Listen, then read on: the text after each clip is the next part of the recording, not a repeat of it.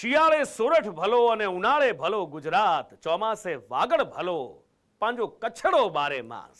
ભાતીગળ સંસ્કૃતિ અને સફેદ રણના વૈભવના કારણે કચ્છને આજે દુનિયામાં કોઈ બીજી ઓળખની જરૂર નથી. કચ્છની એક આગવી ઓળખ બની ગઈ છે. વર્ષ 2001ના ભૂકંપ પછી કચ્છમાં ભારે ખુમારી થઈ હતી. ચિંતા થઈ રહી હતી કે આ કચ્છ બેઠું કેમનું થશે. પણ જેમ જેમ સમય પસાર થતો ગયો, કચ્છ પોતાની ખુમારીથી ઊભું થયું અને વિકાસની દોડમાં હરણફાળ ભરવા લાગ્યું. આજે આ કચ્છનું સફેદ રણ દુબઈના ડેઝર્ટ સફારી સામે ક્યાંય ઊણું ઉતરે એવું જરાય નથી. આ સફેદ રણમાં દોડતા ઘોડાઓ પણ અદ્ભુત નજારો આપે છે અને એ ઘોડાઓ પણ ભલભલાને ટક્કર મારે એવા છે. આજ સફેદ રણમાં દેશના જાબાઝ જવાનો શૂરવીરતાનું પ્રદર્શન કરતા પણ જોવા મળે છે. આ માનવ મહેરામણ તો જુઓ. આ અફાટ રણમાં કેમ લોકોના ટોળા ઉમટી પડ્યા છે. અહીંયા દેખાય છે તો બસ ગાડીઓ જ ગાડીઓ અને લોકોની ભીડ. વળી આ રણમાં જોવાનું શું હશે? રણમાં વળી કઈ અજાયબી જોવા મળતી હશે કે લોકોના ટોળા ઉમટી પડ્યા? અરે ભાઈ, આવે જ ને. આપણા કચ્છના રણમાં જ્યારે ઘોડાઓ રેસના મેદાનમાં ઉતર્યા હોય અને હરીફાઈ કરતા હોય, ત્યારે આ રેસને જોવામાં કોને રસ ના પડે? રણમાં ઊંટ વિહાર કરતા તો જોવા મળે એ તો સમજ્યા, પણ ઘોડાની હરીફાઈ જોવા મળે એનાથી બીજું મોટું શું હોઈ શકે? ભુજના અશ્વપાલક ગ્રુપે કચ્છના વેકરિયામાં આવેલા રણમાં અશ્વ હરીફાઈનું આયોજન કર્યું.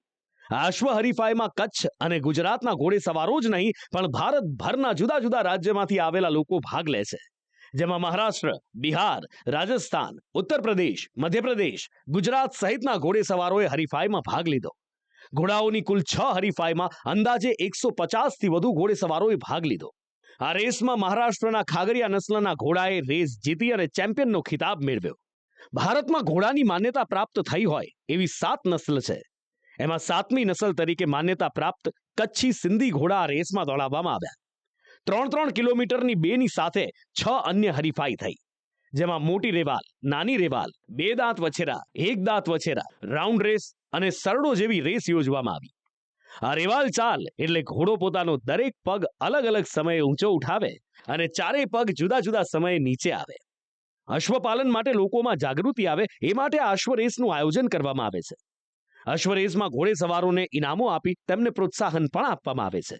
કચ્છના રણમાં ઘોડાઓની રેસ તો તમે જોઈ, પણ ક્યારેય રણમાં નૌકા વિહાર જોયો છે? તમને થશે કે પાણીમાં થાય ભાઈ, આ રણ પર ક્યાં હોડીઓ ચાલવાની? પણ વિશ્વાસ ના આવતો હોય તો જોઈ લો. 15 જાન્યુઆરીએ નેશનલ આર્મી ડે પર કચ્છના ધોરડોના રણમાં લેન્ડ યોટિંગ એટલે કે ભૂમિ નૌકા વિહારનું આયોજન થયું. ભારતીય સેનાએ 77મા સેના દિવસ પર જમીન પર ખાસ પ્રકારની નાવડીઓ દોડાવી. એશિયામાં એકમાત્ર કચ્છના રણમાં જ ભૂમિ નૌકા વિહારની સ્પર્ધા થાય છે અને આ રેસમાં 20 આર્મી જવાનોએ ભાગ લીધો.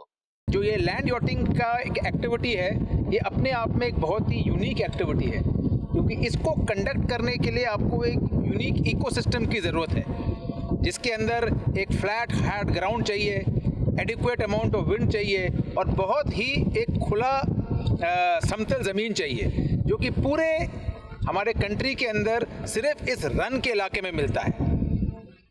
तो इसके लिए हर साल विंटर्स के मौसम के अंदर 46 AD रेजिमेंट के एजीज के under land yachting expedition run में आयोजित किया जाता है.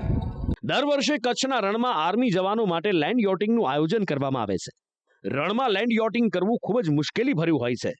આમ તો લેન્ડ યોટિંગ પોતાનામાં જ એક પડકાર છે, પણ તેમ છતાં આપણા જવાનો અનેક પડકારો અને સંઘર્ષ વચ્ચે 5 દિવસની સફર દરમિયાન 400 કિલોમીટરનું અંતર કાપી આ અભિયાન પૂર્ણ કરે છે.